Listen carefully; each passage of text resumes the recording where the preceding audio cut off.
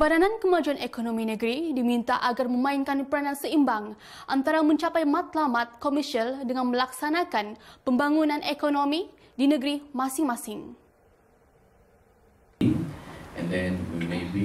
Pengerusi Sedco Datuk Nasir Sakaran sebagai sebuah syarikat berkaitan kerajaan, perbadanan tersebut mempunyai tanggungjawab besar dalam memenuhi matlamat pembangunan rakyat dan kerajaan. Sementara itu, beliau juga berkata, PKEN berjaya membantu mewujudkan ramai usahawan Bumiputera yang berdaya saing dalam sosioekonomi di negara ini. Tadi kita telah diperlukan sejak kewujudannya lebih 4 dekad yang lalu. Banyak kejayaan yang telah dicapai dalam aspek sosioekonomi maupun belum tercapai sepenuhnya. Meskipun belum tercapai sepenuhnya, PKEN boleh berbangga dengan sumbangannya dalam mengangkat kedudukan ekonomi Bumiputera berdasarkan aspirasi dasar ekonomi baru yang mendasari perubahannya. Beliau berkata demikian semasa berucap merasmikan program Meeting of the Minds PKEN mengenai Hala 7 yang berlangsung di Hyatt Regency Kota Kinabalu hari ini.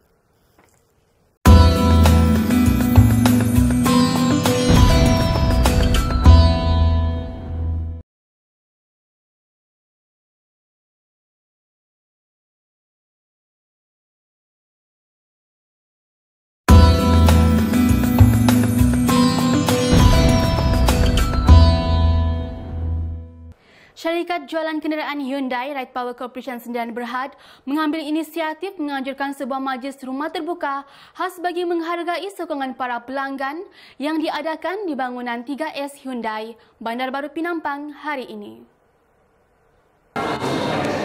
Pengarah urusan Philip Kekelau berkata, majlis itu turut diadakan bersempena dengan sambutan perayaan Tahun Baru Cina 2015. Dalam pada itu, beliau juga berkata pihak syarikat telah menambah baik kemudahan di bangunan itu, termasuk bahagian penyelenggaraan kenderaan, ruang pameran, pusat jualan dan ruang meletakkan kenderaan yang luas untuk keselesaan pelanggan.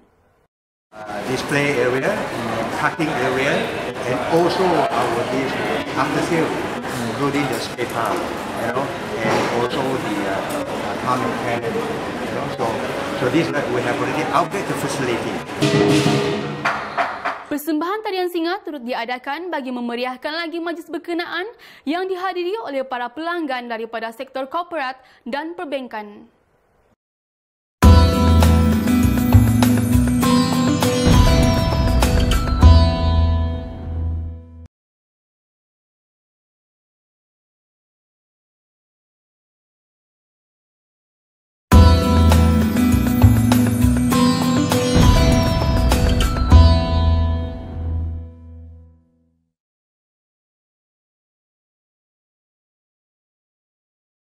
Geng ini kita panggil geng baju pengantin untuk di sinilah.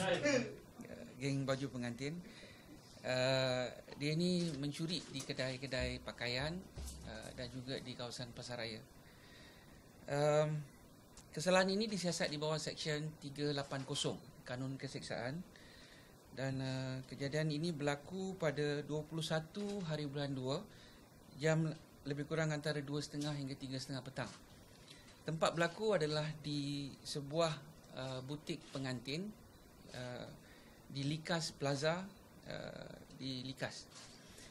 Pengadu adalah seorang perempuan 50-an, kerja syarikat pengantin tu.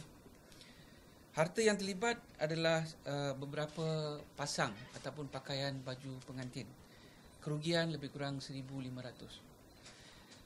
Fakta kes dia, kami dilaporkan pada 26 hari bulan 2. Laporan dibuat pada 26 hari bulan 2. Dia mengatakan pada 21 hari bulan 2, jam lebih kurang antara 2.30 hingga 3.30. Bertempat di Likas Plaza ni telah didatangi oleh 4 orang pelanggan, iaitu suspek. 3 daripadanya adalah perempuan dan 1 daripadanya adalah lelaki. Dan semasa di dalam kedai tersebut, seorang perempuan telah melayan dia punya penjaga kedai yang perempuan, dan seorang lagi lelaki telah bercakap ataupun melayan suami kepada penjaga kedai tersebut, dan 2 orang lagi perempuan dia berlega-lega memusing di kawasan kedai tersebut. Dan setelah mereka meninggalkan dalam pukul 3.30, tauke ataupun penjaga kedai ini telah membuat pemeriksaan pada stok barang-barang yang ada di dalam kedai tersebut, dan didapati yang pertama, baju pengantin yang disimpan dalam frame, salah satu frame tu hilang. Baru dia sedar dan dihilang. Dan dia pun telah membuat laporan polis selepas 5 hari lepas tu dia buat laporan polis. Kami mensyaki suspek-suspek ini, yang 4 orang ini, dia punya MO dia adalah menggunakan baju jubah yang labuh, dan dia akan masuk ke kedai, cuba melekakan penjual-penjual ataupun penjaga-penjaga di dalam kedai tersebut, dan pada masa yang sama yang lain-lain tu dia akan pergi mengambil ataupun mencuri barang, dan barang-barang itu akan dicuri dan diletakkan ke dalam jubah. Dalam jubah tu dia labuh, dalam tu ada poket, so dia akan masukkan barang-barang tu dalam poket. Nama geng ini adalah geng Kampung Kolam Damai. Geng Kampung Kolam Damai. Diorang ni duduk di situ. So kesalahan ini disiasat di bawah Seksyen 379, curi dalam kereta, maksudnya dipecahkan kereta dan dicuri. Kejadian ini berlaku pada 16 hari bulan 2, jam antara 5 pagi hingga 6 pagi. Dan tempat kejadian adalah tempat letak kereta Taman Tun Fuad Bukit Padang, tempat orang jogging tu di bawah tu. Pengadu adalah seorang lelaki 35 tahun, dan dia adalah juga seorang yang pergi jogging pada pagi itu. Harta yang terlibat adalah wang tunai 400 dalam kereta, telefon bimbit, ATM kad dan dokumen peribadi. Kerugian adalah lebih kurang RM2,400. Pihak polis telah berjaya menangkap 4 orang suspek yang dipercayai terlibat dengan kes ini. Yang pertama, suspek pertama lelaki berumur 14 tahun, berbangsa Sungai, dan adalah seorang pelajar. Suspek yang kedua, seorang lelaki berumur 14 tahun, juga dari Kampung Kolam Damai, seorang pelajar. Suspek yang ketiga, seorang lelaki berumur 22 tahun, berbangsa Dusun, kerja tiada, asal daripada Kampung Kolam Damai. Ujian air kencing negatif. Suspek yang terakhir, lelaki 17 tahun, bangsa Bugis, lokal, kerja dia adalah pencuci kereta. Suspek ujian air kencing negatif. So umur suspek ni semua antara 17 hingga 22 tahun. Dengan pecah gereja, church. Geng yang ditangkap ini kita namakan sebagai geng Al-Farizal. A-L-F-A-R-I-Z-E-L, Al-Farizal.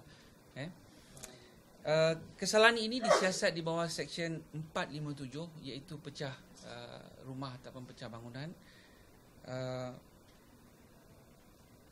Masa kejadian adalah pada 23 hari bulan Februari, jam lebih kurang 2 pagi lah, lebih kurang 2 pagi. Dan tempat kejadian adalah gereja SIB di Taman Millennium. Taman Millennium. Pengadu adalah seorang lelaki berumur 57 tahun. Harta yang terlibat dalam kejadian ini adalah peralatan-peralatan elektronik dan elektrik seperti mixer, LCD projector, monitor, keyboard, CPU, amplifier, gitar, dan turut dijumpa adalah pemotong kayu dan juga gergaji elektrik dan screwdriver. Geng Lokop, geng pecah rumah, dan curi motosikal. Kesalahan ini adalah disiasat di bawah Seksyen 457 dan 379A, iaitu curi motosikal. Tarikh kejadian berlaku pada 23 hari bulan 2, jam lebih kurang 1 pagi. Tempat kejadian di Taman Sepangga, di sebuah rumah di Taman Sepangga. Pengadu adalah seorang lelaki berumur 30-an. Harta yang terlibat sebuah motosikal jenis Honda, amplifier, TV, laptop, kipas, kasut, helmet dan sebagainya. Kerugian 7,700. 7,700. Fakta kes dia pada 23 hari bulan 2, pada petang tu jam 5 bila pengadu ni balik daripada bercuti, didapati pagar di rumah dia terbuka dan barang-barang di dalam rumah tu terselerak. Dan barang-barang seperti mana yang saya bagi tahu tadi, termasuk sebuah motosikal Honda, didapati hilang daripada kawasan rumah. So bertindak atas maklumat, kita telah menangkap tangkapan pertama pada 24 hari bulan 2 di Taman Bukit Sepangga, iaitu seorang lelaki berumur 25 tahun berbangsa Bugis. Kerja dia bartender dan ujian air kencing positif dadah syabu. Tangkapan kedua pada hari yang sama jam 8 malam di Kampung Lokop, dan ia punya berumur lelaki 28 tahun bangsa Bajau, tak ada kerja, ujian air kencing positif syabu. Dan tangkapan yang ketiga pada 27 hari bulan, lebih kurang tengah hari, di Taman Sepangga, seorang lelaki berumur 19 tahun bangsa Brunei, tinggal di Taman Sepangga, positif dadah.